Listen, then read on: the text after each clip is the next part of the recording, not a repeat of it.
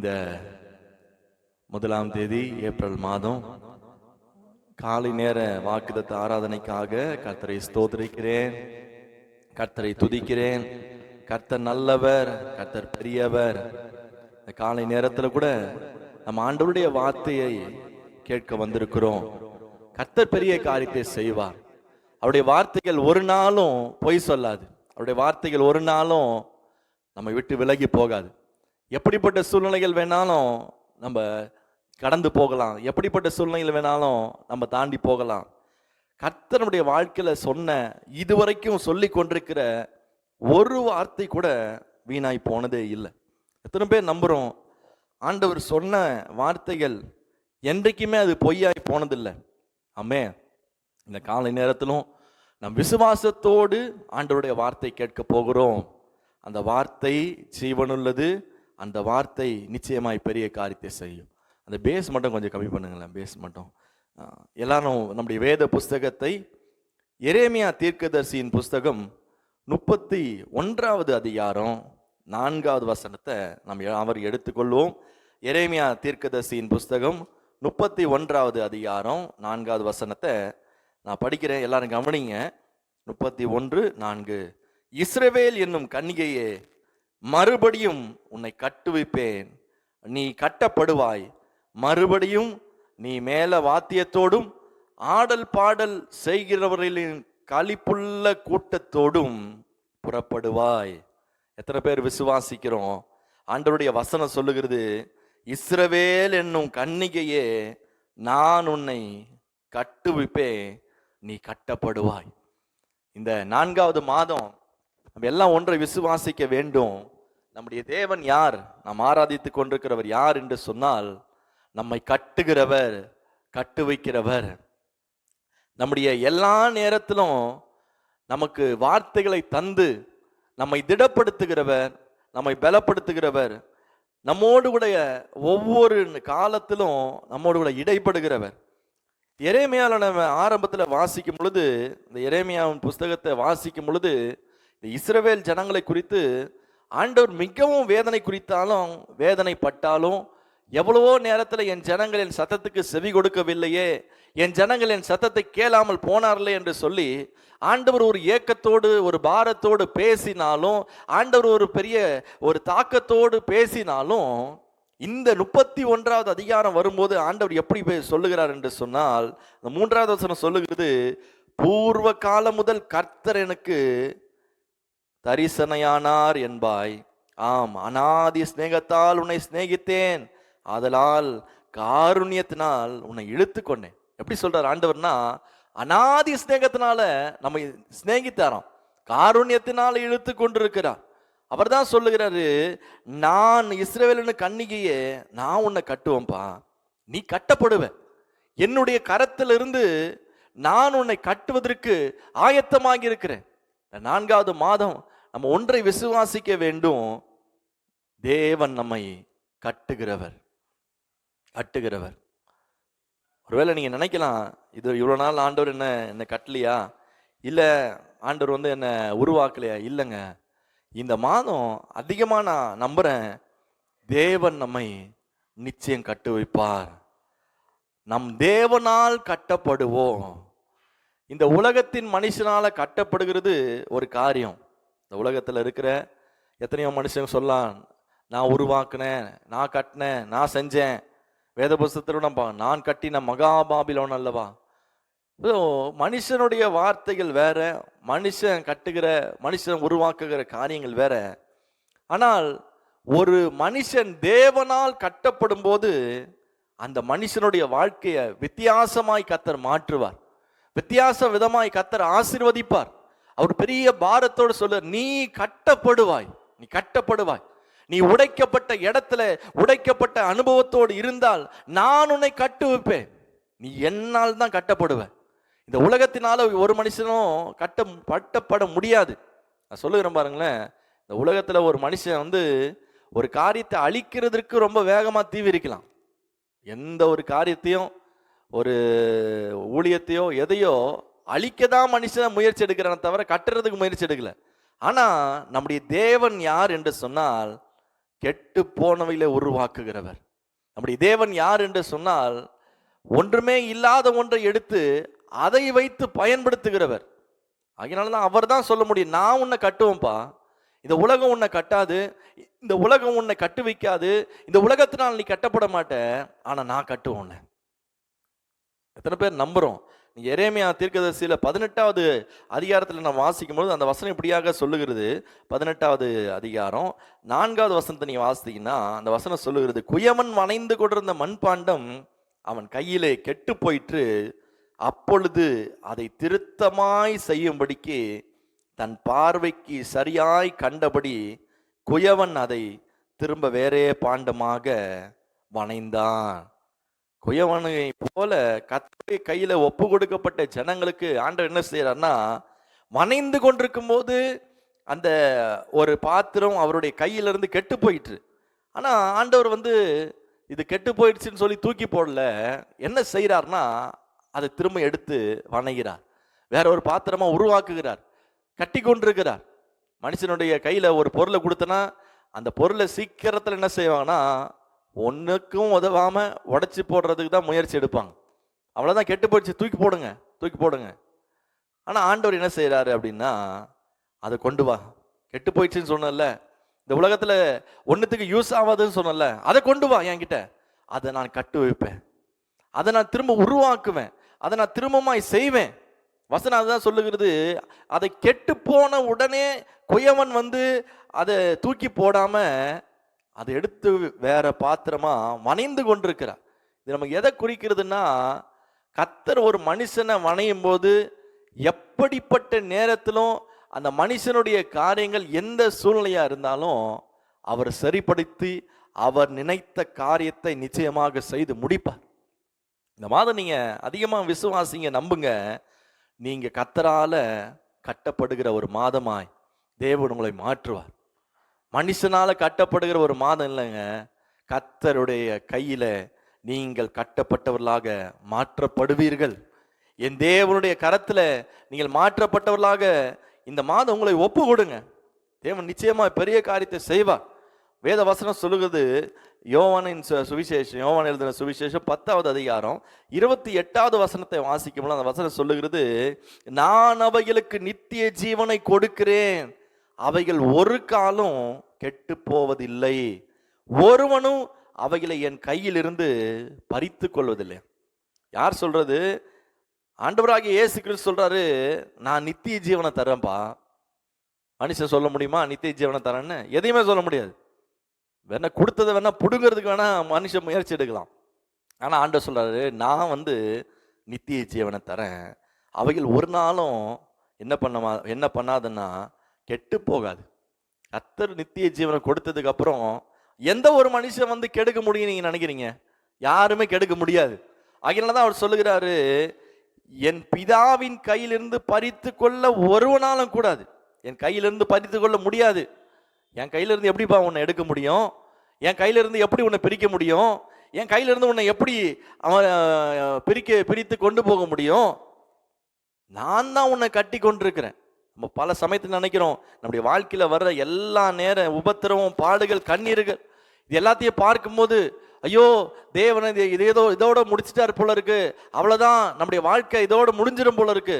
இல்ல, ஆண்டவர் தெளிவா சொல்றாரு, நீ கட்டப்படுவப்பா, நீ புறப்பட்டு போகிற, நான் உன்னை கட்டின பிறகு நீ புறப்பட்டு போகிற அந்த பாதை ராஜ கம்பீரமா இருக்கும். ஆடல் பாடல் சத்தத்தோடு புறப்பட்டு போவீங்க. தேவன் அதிசயமாய் நடத்துகிறவர். எந்த சூழ்நிலையா வேணா இருக்கலாங்க, எப்படிப்பட்ட நேரமா வேணா இருக்கலாங்க, கர்த்தருடைய வார்த்தை ஒரு நாளும் பொய் சொல்லாது. கர்த்தருடைய வார்த்தை ஒரு நாளும் மாறி போகாது. வானம் பூமி எல்லாமே மாறி போகும். இந்த உலகத்துல நாம் பார்க்கிற எல்லாமே மாறி போகும். எல்லாருடைய அன்பும் ஒரு நாள் ஒளிந்து போகும். ஆனா தேவனுடைய வார்த்தை, அந்த வார்த்தை தான் நம்ம இன்றைக்கு நம்பி இருக்கிறோம். நம்ம எதை நம்பி ஆலயத்துக்கு வருகிறோம்? நம்ம எதை நம்பி ஆண்டவரை துதிக்கிறோன்னா, கர்த்தர் எனக்கு விலையேற பெற்ற வார்த்தையை கொடுத்திருக்கிறார். இந்த வார்த்தை தான் நான் சோர்ந்து போகும்போது, நான் உடைக்கப்படும் போது, நான் கண்ணீர் வடிக்கும் போது, நான் ரொம்ப பலவீனத்தோடு இருக்கும் போது, நான் ரொம்ப ரொம்ப மனசு சோர்ந்து போய் நிற்கும் போதெல்லாம் இந்த வார்த்தை என்னை திடப்படுத்தி தேற்றி என் கூட இருந்து என்னை ஒவ்வொரு நாளும் நடத்தி வந்தது.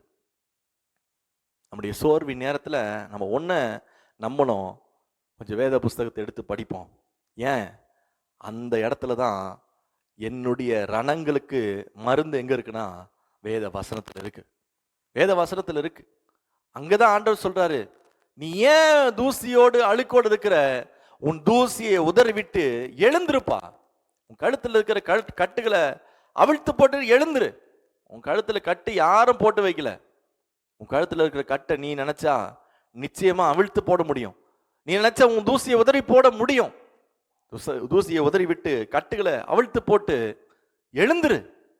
நான் உன்னை கட்டப்படுகிற ஒரு காலம் வந்து கொண்டிருக்கிறது. நீங்க வேணா எப்படி வேணா யோசிக்கலாம், அவ்வளவுதான், இதோட நமக்கு வேற வழியே இல்லை, வேற வாய்ப்பே இல்லை அப்படிலாம் நீங்க நினைக்கலாம். இந்த உலகமும் உங்களை பார்த்து சொல்லலாம். ஆனா ஒன்ன விசுவாசிங்க, ஒன்றுமே இல்லாத இடத்துல இருந்து கர்த்தர் ஒன்றை உருவாக்குகிறவர்.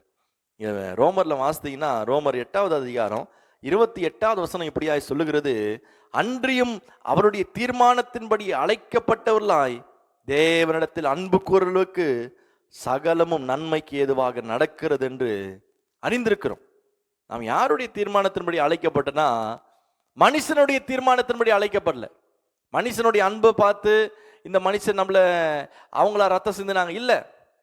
நம்ம யாருடைய தீர்மானத்தின்படி அழைக்கப்பட்டோம், யாருடைய தீர்மானத்தின்படி முன்குறிக்கப்பட்டனா, நமக்காக ரத்தத்தை சிந்தின ஆண்டவராகிய இயேசு கிறிஸ்துவினுடைய தீர்மானத்தின்படி நீங்களும் நானும் அழைக்கப்பட்டோம்.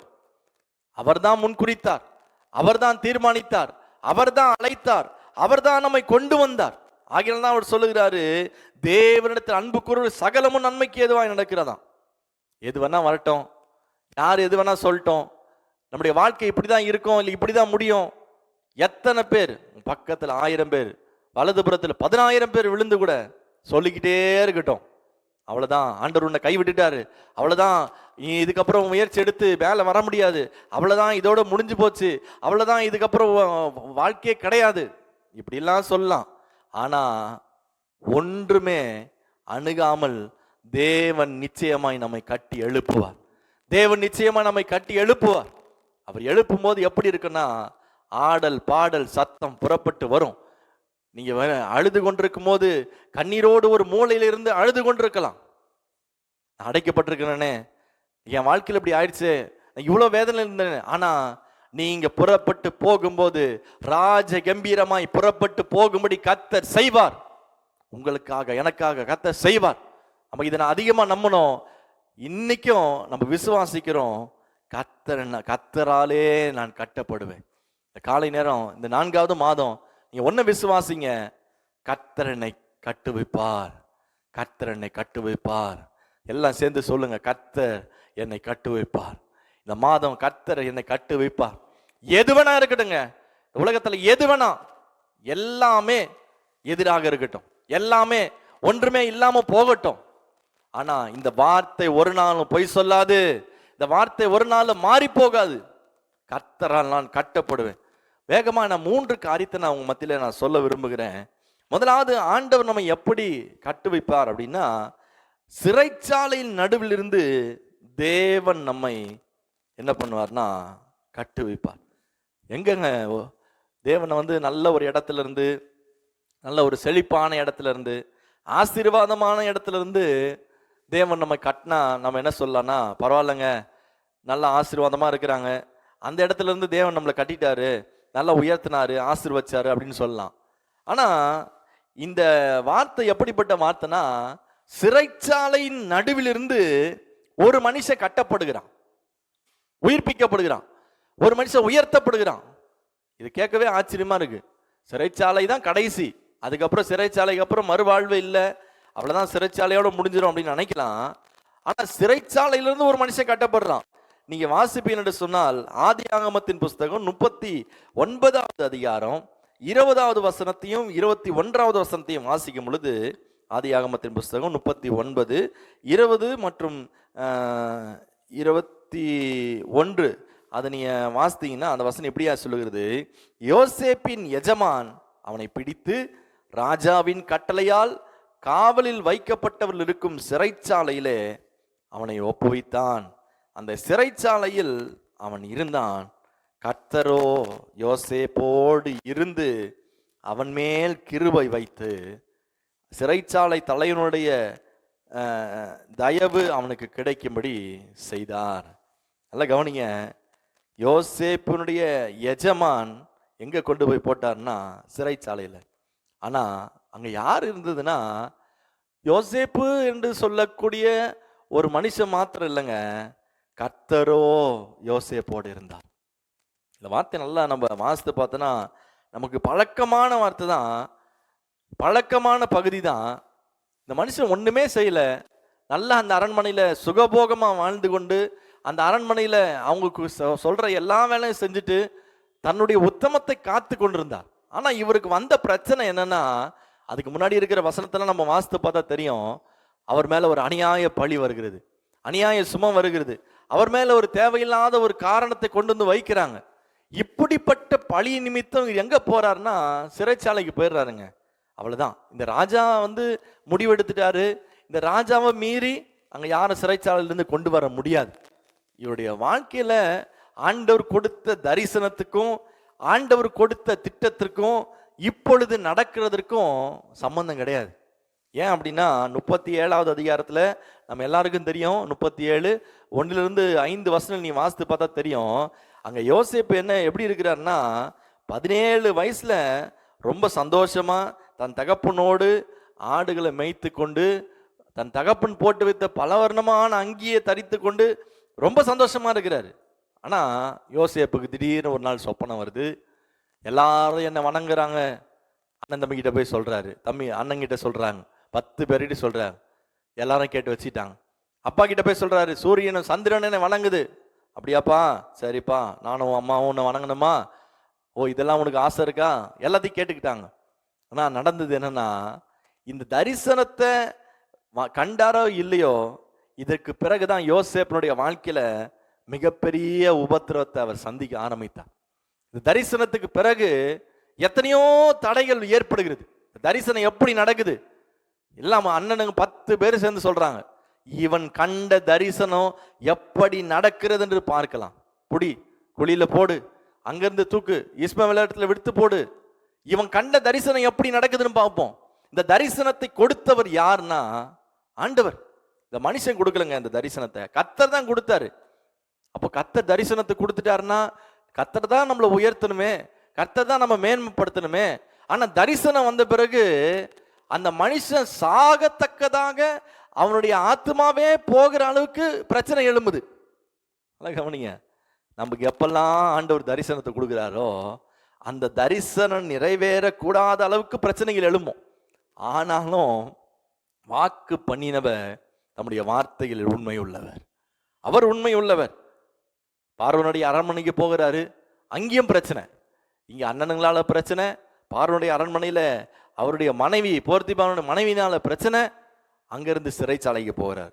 இப்போ சிறைச்சாலைக்கு போனதுக்கு அப்புறம் கர்த்தருடைய வார்த்தை சொல்லுகிறது, யோசேப்பு சிறைச்சாலையில் இருந்தான், கர்த்தரோ அவனோடு இருந்தார். ஏன் ஆண்டவரே எப்படி நடந்தது, எங்க போயிட்டேன், நான் எங்கேயோ ஒரு இடத்துல நிம்மதியா இருந்தேன், ஆடுகளை மேய்த்து கொண்டிருந்தேன், நீங்க தரிசனத்தை கொடுத்தீங்க, நீங்க நடத்துவேன்னு சொன்னீங்க, இதெல்லாம் நான் வெளியே சொன்னேன், இன்னைக்கு இவ்வளோ பெரிய பிரச்சனை இல்லை, கடைசியில் போய் ஜெயிலில் இருக்கிறேன்னப்பா நினச்சிக்கிட்டு இருக்கார். இப்போ எல்லா மனுஷனும் தன்னை மீட்டு கொள்வதற்கு ஒரு முயற்சி எடுக்க முடியும். எல்லாருமே நம்ம கூட ஒரு ஆபத்தில் மாட்டிட்டு இருக்கோம் அப்படின்னா கண்டிப்பாக நம்ம முயற்சி எடுப்போம். உதாரணத்துக்கு உங்களுக்கு நீச்சல் தெரியாமல் நீங்கள் ஒரு குளத்தில் விழுந்துட்டீங்க, ஒரு ஸ்விம்மிங் பூலில் விழுந்துட்டீங்கன்னா நீங்கள் சும்மாவா இருப்பீங்க, முடிஞ்ச அளவுக்கு என்ன பண்ணுவீங்க, முயற்சி எடுப்பீங்க தன்னை காப்பாற்றி கொள்ள வேண்டும் என்று சொல்லி. யோசேப்பும் அதே போல ஒரு முயற்சி எடுக்கிறார்.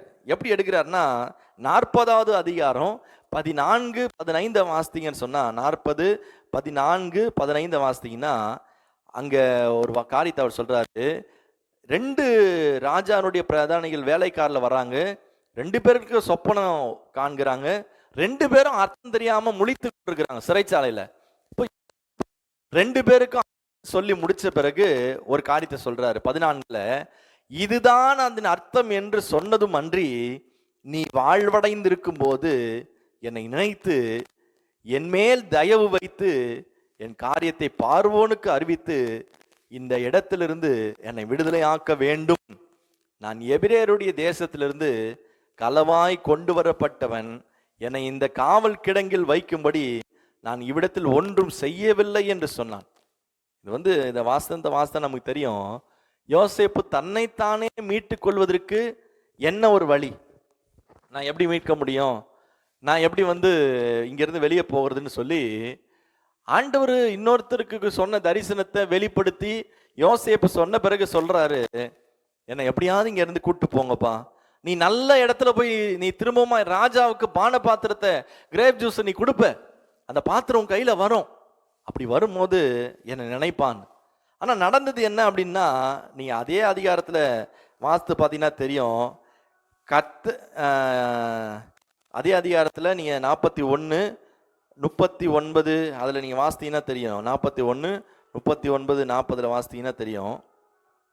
ஸ்தோத்திரம். இல்ல 40வது அதிகாரம் கடைசி வசனத்தை வாசித்தீங்கன்னா தெரியும். சுயம்பாகிகளின் தலைவனும் தூக்கி போட்டான், யோசேப்பு அவர்களுக்கு சொன்ன அர்த்தத்தின்படியே சம்பவித்தது. 40வது அதிகாரம் 22-23. ஆனாலும் பானபாத்திரக்காரரின் தலைவன் யோசேப்பை நினையாமல் அவனை மறந்து விட்டான். கவனிங்க, யோசேப்பை நினையாம மறந்து விட்டான்.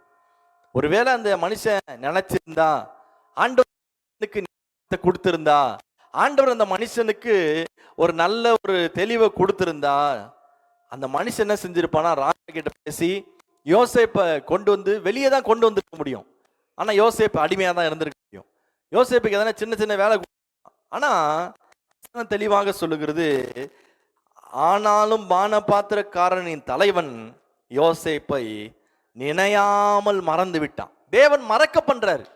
நீ என்னப்பா நீ யோசேப்பை விடுதலை பண்றது? நீ யாருப்பா யோசேப்புக்கு உதவி செய்யறதுக்கு? நீ யாருப்பா யோசேப்பை சிறைச்சாலை நடுவில் இருந்து எடுக்கிறதுக்கு? என்னுடைய பிள்ளையை எப்போ உயர்த்தணும் எனக்கு தெரியும். என்னுடைய பிள்ளையை எப்போ ஆசீர்வதிக்கணும் எனக்கு தெரியும். என்னுடைய பிள்ளைய எப்போ கனப்படுத்தணும் எனக்கு தெரியும். இந்த பானபாத்திரக்காரன் மறந்துட்டான். நான் சொல்லுகிறேன் பாருங்க, ஆண்டவர் இந்த மனுஷர்கள் மூலமா நமக்கு உதவி செய்வாங்க. நீங்க யாராவது ஒருத்தர் இந்த மனுஷனுக்கு உதவி செய்வாங்க அப்படின்னு நினைச்சீங்கன்னா, அந்த மனுஷன் நிச்சயமா மறந்து போயிடுவாங்க. அந்த மனுஷன் மறந்து போயிடுவாங்க. ஏன் ஆண்டவர் மறக்க பண்றாருன்னா, நான் தான் உன்னை கட்டு வைப்பேன். அந்த மனுஷன் உன்னை தாயின் கருவிலிருந்து தூக்கி சுமக்கல, கற்பத்திலிருந்து உன்னை பாதுகாக்கல. அந்த மனுஷனால உனக்கு எந்த ஒரு நன்மையும் நடைபெறல. எப்படி நடைபெற்றதுன்னா, கர்த்தர் தான் தாயின் கருவிலிருந்து தூக்கி சுமந்தார், நடத்தி கொண்டு வந்தார், இம்மட்டும் உதவி செய்தார். அதனால தான் அந்த மனுஷனை மறக்க பண்றார். ஆனா ஒரு நாள் தேவன் உயர்த்துகிற காலம் வந்தது. தேவன் சொன்ன வார்த்தையில் நிறைவேறும் காலம் வந்தது. தேவன் எப்படி யோசேப்பை கட்டி எழுப்புகிறார் என்று சொன்னால், 41வது அதிகாரத்தில் நம்ம வாசித்த நம்ம எல்லாருக்கும் தெரியும். சில வருஷங்கள் சென்ற பிறகு பார்வோனுக்கு ஒரு சொப்பனம் வருகிறது. அந்த சொப்பனத்தை ஆண்டவர் யாருக்குமே வெளிப்படுத்தலைங்க. தேவன் நம்மை கட்டணும், தேவன் நம்மை உயர்த்தணும்னு சித்தம் வைத்தா ஒரே ஒரு சாவி தான் நம்ம கையில கொடுப்பார். அந்த சாவி யாருக்கிட்டையுமே இருக்காது. அந்த பூட்டை திறக்கிற சாவி நம்ம கையில தான் கர்த்தர் கொடுத்திருப்பார். அந்த ஊர்ல இருக்கிற எல்லாரும் போனாங்க, மந்திரவாதிகள், ஜோசியர்கள், அந்த ஊர்ல இருக்கிற ஞானிகள், பிரதானிகள் எல்லாம் போனாங்க. ஆனா யாருக்குமே அந்த பார்வோனுடைய சொப்பனம் என்னன்னு தெரியல. ஆனா யோசேப்பு கொண்டு போகப்பட்டார். யோசேப்பு அதனுடைய அர்த்தத்தை சொல்ல ஆரம்பித்தார். பார்வோன் பார்க்கிறார், இதுதான் கரெக்ட். இவ்வளவு நாள் நீ எங்கப்பா இருந்த? இவ்வளவு நாள் நீ எப்படி போன? நீ என்ன நிலைமையில இருந்த? ஆண்டவர் எப்போ கட்டுறாரு யோசேப்பு அப்படின்னா 39 சொல்லுகிறது, பின்பு பார்வோன் யோசேப்பை நோக்கி, தேவன் இவை எல்லாவற்றையும் உனக்கு வெளிப்படுத்திருக்கிறபடியால் உன்னை போல விவேகமும் ஞானமும் உள்ள வேறொருவன் இல்ல. என் அரண்மனைக்கு நீ அதிகாரியா இருப்ப, நீ சிங்காசனத்துல மாத்திர நான் உனக்கு பெரியவனா இருப்பேன். யோசேப்பு எகிப்து தேசம் முழுவதுக்கும் அதிகாரியா மாத்துறாரு. கையில போட்டிருக்கிற முத்திர மோதிரத்தை கொடுக்குறாரு, பொன் சரப்பணியை போடுறாரு, மோதிரத்தை கொடுக்குற, மெல்லிய வஸ்திரத்தை கொடுக்குறாரு, தன்னுடைய 2ஆம் ரதத்தில் அவனை ஏற்றி தண்டனிட்டு பணிய சொல்றாரு. யோசேப்பனுடைய உத்தரவு இல்லாம ஒருவனும் கையையாவது காலையாவது அசைக்க கூடாதுன்னு சொல்றாரு. நான் சொல்லுகிறேன் பாருங்களேன், தேவன் கட்டனா ஒரு மனுஷனுடைய வாழ்க்கை இப்படிதாங்க இருக்கும். எத்தனை பேர் நம்புறோம்? மனுஷன் உங்களை கட்டணும்னு நினைச்சா, அந்த பானபாத்திரக்காரன் நினைச்சு இந்த யோசேப்பை விடுதலை ஆக்கணும்னு நினைச்சிருந்தா சாதாரணமா இருந்திருக்கும். ஆனா தேவன் கொடுத்த தரிசனம் எப்போ நிறைவேறனா, தேவன் குறித்த காலத்துல நம்மை கட்டுவதற்கு, நம்மை உயிர் பெற செய்வதற்கு, தேவனால் நம்ம கட்டப்படுவதற்கு நம்ம வெயிட் பண்ணனா, இன்னைக்கு எப்படி மாறுறாருன்னா, எகிப்து தேசம் முழுவதுக்கும் அதிகாரியாய் மாறுறாரு. ஒரு பெரிய ராஜாவா மாறுறாரு. எல்லாரும் பார்க்குறாங்க, எல்லாரும் பண்ணிடுறாங்க. இல்லை கவனிங்க, தேவன் உங்களை புறப்படும் போது இந்த உலகத்தில் இருக்கிற எல்லாரும் பார்க்கும்படி தேவன் பெரிய காரியத்தை செய்வார். தேவனாலே நீங்கள் கட்டப்படுவீர்கள், நிச்சயம் கட்டப்படுவீங்க. அதனால தான் அந்த வசனம் சொல்லுகிறது பாருங்க, அந்த வருஷத்துல நீ அந்த அந்த அதிகாரத்துல 41ஆம் அதிகாரத்துல நீ வாசித்து பார்த்தீங்கன்னா, தேவன் என் வருத்தங்கள் யாவையும் மாற பண்ணினார். வருத்தம் யாவையும் தேவன் மாற பண்ணினார். அந்த அளவுக்கு தேவன் உயர்த்தினார். அந்த அளவுக்கு தேவன் ஆசீர்வதிச்சார். 51ஆம் வசனம் சொல்லுகிறது, யோசேப்பு என் வருத்தம், என் தகப்பனுடைய குடும்பம் அனைத்தையும் நான் மறக்கும்படி தேவன் பண்ணினார். இன்னைக்கு எல்லாத்தையும் மறக்கிறாரு. இன்னைக்கு தேவனுடைய தரிசனம் நிறைவேறுகிறது. நான் சொல்லுகிறேன், இந்த காலை நேரம், இந்த 4வது மாதம் தேவனாலே நீங்க கட்டப்படுவீங்க. ஆமென். 2வது ஒரு காரியத்தை நான் சொல்லுகிறேன். 2வது நம்ம எப்படி கட்டப்படுவோம் அப்படின்னா, ஒன்றுமே இல்லாத இடத்தில் இருந்து தேவன் நம்மை கட்டுவார். ஆமென். நாங்கள் ஒரு பெரிய வித்தியாசமா இருக்கு. ஒன்றுமே இல்லாத இடத்துல இருந்து தான் தேவன் கட்டுவார். யோசேப்பை உயர்த்தும் போது அங்க ஒண்ணுமே இல்லை, சிறைச்சாலையில் எதுவுமே கிடையாது, அடுத்த நம்பிக்கையும் கிடையாது. ஆனா அதே தான் இங்கேயும் ஒன்றுமே இல்லாத இடம். அப்படின்னா எந்த இடம் ஒன்றுமே இல்லாத இடம்? நம்ம வாசிக்கலாம். 1 ராஜாக்களின் புஸ்தகம் 19வது அதிகாரம் 4வது வசனம். 1 ராஜாக்கள் 19:4. அந்த வசனம் சொல்லுகிறது, அவன் வனாந்திரத்தில் ஒரு நாள் பிரயாணம் போய் ஒரு சூரை செடியின் கீழ் உட்கார்ந்து தான் சாக வேண்டும் என்று கோரி, போதும் கர்த்தாவே, என் ஆத்துமாவை எடுத்துக்கொள்ளும், நான் என் பிதாக்களை பார்க்கிலும் நல்லவன் அல்ல. யார் சொல்றதுங்க இந்த வார்த்தை? எலியா சொல்றாரு. அதுக்கு முன்னாடி இருக்கிற அதிகாரத்தெல்லாம் பார்த்தா, வானத்திலிருந்து அக்கினி இறக்கி பாகால் தீர்க்கதரிசிகளை கொன்று போட்டு ஒரு பெரிய தேவனுக்காக வைராக்கியமா யுத்தம் பண்ணின ஒரு மனுஷன், தேவனுக்காக வல்லமையாய் செயல்பட்ட ஒரு மனுஷன். நீ என்ன சொல்றாருன்னா, வனாந்திரத்தில் நடக்கிறார். ஆமென். இந்த வனாந்திரம் தான் நிறைய பேருக்கு அநேக காரியங்களை சொல்லி கொடுக்கும். தேவன் இந்த ஊழியக்காரர்கள் எல்லாரையும் நீங்க பார்த்தீங்கன்னா, வனாந்திரத்தின் பாதையில தேவன் நடத்தி கொண்டு வருவார். எல்லாரையும், ஆபிரகாமா இருக்கலாம், ஈசாக்கா இருக்கலாம், யாக்கோபா இருக்கலாம், மோசையா இருக்கலாம், யோசுவாவா இருக்கலாம், எல்லாரையும் தேவன் வனாந்திரத்தில் நடக்க பண்றாரு. ஏன் நடக்க பண்றாருன்னா, வனாந்திரத்தில் தான் என் வழிகளை நீ கற்றுக்கொள்வ. எப்போ ஆண்டவருடைய வழியை ஒரு மனுஷன் அறிந்து கொள்ள முடியும்னா, வனாந்திரமான வாழ்க்கை அந்த பாதையில கடக்கும் போதுதான் தேவன் யார் என்பதை அறிந்து கொள்ள முடியும். இப்ப இவ்வளோ பெரிய அற்புதத்தையும் அடையாளத்தையும் வானத்திலிருந்து அக்கினி இறக்கி 450 தீர்க்கதரிசிகளை கொன்று போட்ட ஒரு பெரிய பலமான தேவனுக்காக வைராக்கியமான ஒரு ஊழியக்கார் சொல்றாரு, சூறை செடி கீழே படுத்து கொண்டு, போத ஆண்டவரே என்னை எடுத்துங்க, போத ஆண்டவரே என்னை எடுத்துங்க. ஆனா தேவன் இப்போ மனுஷனா தானே சொல்லுவாங்க, போதுமா, சரி போப்பா விட்டுரு, அவ்வளோதான், போ கிளம்பிடு. இதுதான் மனுஷனுடைய வார்த்தை. சாகப்போறியா, சாவு போ. ஆனா தேவன் அப்படி விடலங்க. அவர் சாகருடைய சாவை விரும்பாதவர். தேவன் எப்படி பார்க்கிறாருன்னா, இவர் சொன்ன உடனே இதுக்கு எந்த ஒரு பதிலும் கொடுக்கல. 6வது வசனம் சொல்லுகிறது, அவன் விழித்து பார்க்கிற போது இதோ தலையிலே சுடப்பட்ட அடையும் ஒரு பாத்திரத்தில் தண்ணீரும் அவன் தலைமாட்டில் இருந்தது. அப்பொழுது அவன் புசித்து குடித்து திரும்பவும் படுத்து கொண்டான். ஆண்டவர் எதுவும் சொல்லல, சாவ போறேன் அப்படின்ன உடனே ஆண்டவர் அப்பமும் தண்ணீரும் கொடுத்தாரு, சாப்பிட்டாரு, படுத்துட்டாரு. திரும்ப ஆண்டவர் அப்பமும் தண்ணீரும் கொடுக்குறாரு. அவர் எது சொல்றாரு, நீ ஏன்பா, உனக்கு என்னப்பா இங்க வேலை? நீ போக வேண்டிய தூரம் வெகு தூரம், நீ உன்னுடைய பிரயாணம் வெகு தூரம், நான் உனக்கு என்று வைத்திருக்கிற திட்டம் பெருசு. நீ அபிஷேகம் பண்ண வேண்டியவள் இன்னும் இருக்கிறாங்க. நீ யெகூவா அபிஷேகம் பண்ணும், யூதாவின் ராஜாவை அபிஷேகம் பண்ணும், உன் ஸ்தானத்துல எலிசாவை அபிஷேகம் பண்ணும். இப்படிப்பட்ட எல்லா வேலையிலும் உனக்கு இருக்கு. நீ சாக பிறந்தவன் அல்ல, நான் உன்னை கட்டுவேன். நீ சாகனா உடனே செத்துருன்னு சொல்லி விட மாட்டேன். கர்த்தர் எத்தனையோ பேர் சொல்ல முடியும், செத்து இருந்தா 10 வருஷம் இருக்கும், 20 வருஷம் இருக்கும், அநேக சாட்சியில நம்ம கேட்கிறோம். இப்போ ஆண்டவர் ஒருத்தன் சாகுறான், வனாந்திரத்தில் பாதையிலாம் நடக்க முடியல, சாகுறான்னா சரிப்பா நீ சாகுன்னு சொல்லி பார்த்துட்டு இருக்கிறவர் நம்முடைய தேவன் அல்ல. அந்த மனுஷனுடைய வாழ்க்கையில அவனுக்கென்று வைத்திருக்கிற தரிசனங்கள் நிறைவேறும் மட்டும் கர்த்தர் அவங்களை நடத்தி செல்வார். அந்த மனுஷனை தூக்கி கூப்பிட்டாரு, ஆண்டவர் உயர்த்தினாரு, சாப்பாடு கொடுத்தாரு, அவருடைய வேலையெல்லாம் செய்யும்படி கர்த்தர் நடத்தி கொண்டு போனார். சொல்லுகிறேன் பாருங்க, நம்முடைய தேவன் நம்முடைய வெறுமையான சூழ்நிலையில, ஒன்றுமே இல்லாத சூழ்நிலையில, ஒருவேளை நம்முடைய மனம் சோர்ந்து போயிருக்கிற சூழ்நிலையில போதும் அவ்வளவுதான் அப்படின்னு நம்ம முடிவு பண்ணலாங்க. ஆனா கர்த்தர் நம்முடைய வாழ்க்கையை முடிவு பண்ண மாட்டார். நான் நிச்சயமா சொல்ல முடியும், கர்த்தர் நம்முடைய வாழ்க்கையை முடிவு பண்ண மாட்டார். எப்படி நடத்துறாருன்னா, இந்த நடத்தின விதத்தை பார்த்தீங்கன்னா அதிசயமா இருக்கும். 1 ராஜாக்கள் 17:1 வாசித்தீங்கன்னா, கேரி தாற்றண்டிலே எலியா என்ன செய்வார்னா படுத்துட்டு இருப்பார். அந்த கேரி தாற்றண்டியில என்ன செய்வார், படுத்துட்டு இருந்து அங்க காக்க அவருக்கு போஜனம் இருக்கும், ஆற்று தண்ணி குடிப்பாரு, ரொம்ப சந்தோஷமா வாழ்ந்துட்டு இருப்பார். வனாந்திரத்தையும் போஷிக்க, இந்த வனாந்திரத்திலையும் நடத்த, இந்த வனாந்திரத்திலே பாதுகாக்க கர்த்தர் ஒருவரால் தான் முடியும். இந்த 2வது ஏப்ரல் மாதம் நீங்க நினைங்க, ஒன்றுமே இல்லாத இடத்திலும் தேவனங்களை கட்டி எழுப்புவார். ஒண்ணுமே இல்லை, வனாந்திரத்துல ஆத்து ஓரத்துல படுத்துட்டு இருந்தா கூட கர்த்தர் யாரையாவது ஒரு காக்காவை அனுப்புவார். ஆத்து தண்ணீரை நீ குடிப்பப்பா, ஆத்து தண்ணீரும் காகமும் வரலையா, நீ எழுந்து விதவை வீட்டுக்கு போ, அங்க நான் உன்னை கட்டு வைப்பேன், அங்க நான் உன் வாழ்க்கை கட்டப்படும், நான் உனக்கு எந்த மட்டும் உனக்கு ஜீவனை கொடுத்துருக்கிறனோ அந்த மட்டும் நான் உன் வாழ்க்கையை நடத்துவேன். இந்த மாசம் நீங்க நம்புங்க, கர்த்தர் நம்மை கட்டுகிற ஒரு மாதமாய் மாறும்.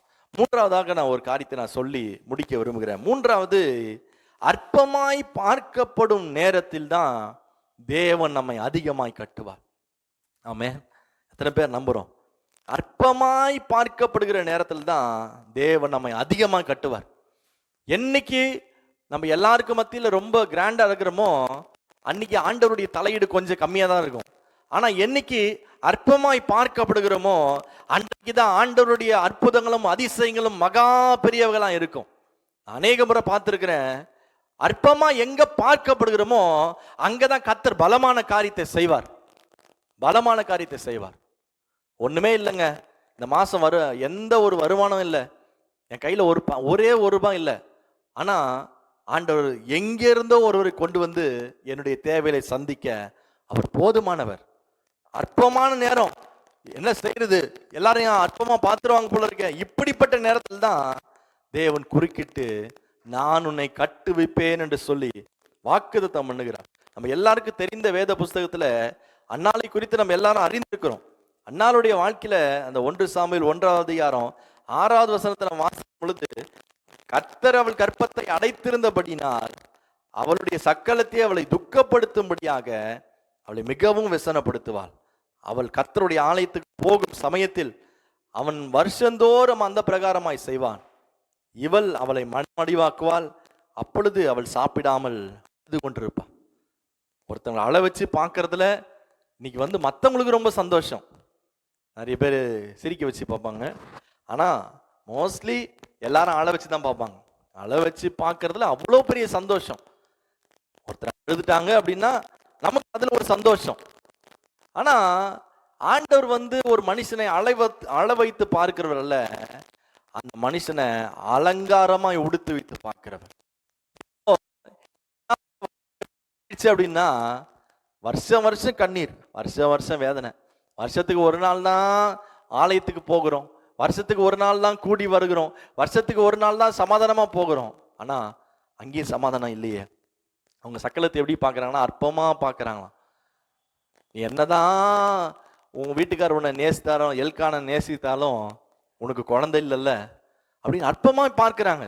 இப்படி அற்பமாய் பார்க்கப்பட்ட நேரத்துல தான் கர்த்தர் குறுக்க வராருங்க. கர்த்தர் தலையிடுறாரு. எப்போ நம்ம அற்பமாய் பார்க்கப்படுகிறோமோ அந்த இடத்துல தான் அற்புத மகிமையை காண்போம், அந்த இடத்துல வல்லமையான காரியத்தை நாம் காண்போம். அற்பமாய் பார்க்கப்பட்ட இடம் தான் அடுத்த அதிகாரத்தில் நீங்க வாசித்தீங்கன்னா கர்த்தர் பிள்ளையை கொடுத்தார். இவங்க போய் சொல்றாங்க, நான் கர்த்தருக்குள் மகிழ்கிறேன், என் கொம்பு உயருது, கர்த்தர் என்னை ஆசீர்வதிச்சாரு, கர்த்தர் என் தலையை உயர்த்தினாரு ஆரம்பித்தார். கர்த்தர்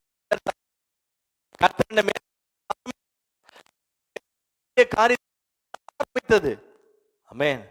4வது மாதம் நீ விசுவாசிங்க, கர்த்தர் உங்களை கட்டி எழுப்புவார். கர்த்தர் கிருபையும் தந்து உள்ளவராக இருக்கிறார். இந்த மாசத்தை அதிகமா நம்புங்க. கர்த்தர் உயர்த்துவார். ஒன்றுமே இல்லாத இடத்திலும் கர்த்தர் ஒன்றை உருவாக்குகிற தேவனாய் இருக்கிறார். நீங்க 1 கொரிந்தியரின் புஸ்தகம் 1வது அதிகாரம் 8வது வசனத்தை நீங்க வாசிக்கும் பொழுது அந்த வசனம் சொல்லுகிறது. 1 கொரிந்தியரின் புஸ்தகம் 1:20 வசனத்தை வாசி, உள்ளவைகளை அவமாக்கும்படி உலகத்தில் இழிவானவைகளையும் அற்பமாய் எண்ணப்பட்டவைகளையும் இல்லாதவைகளையும் தேவன் தெரிந்து கொண்டார். அற்பமானவைகள், ஒன்றுமே இல்லாதவைகள் கர்த்தர் என்ன செஞ்சார்னா தெரிந்து கொள்ளுகிறார். நான் சொல்லுகிறேன், இந்த மாசம் அற்பமா எண்ணலாங்க, ஒண்ணுமே இல்லை, இவங்க வாழ்க்கை திரும்ப பில்ட் பண்ண முடியாது, இவங்க வாழ்க்கை திரும்ப ஆசீர்வாதமா மாற முடியாது, இவங்க வாழ்க்கை திரும்ப நிச்சயமா மாற்றவே முடியாது அப்படின்னு நினைக்கலாம்.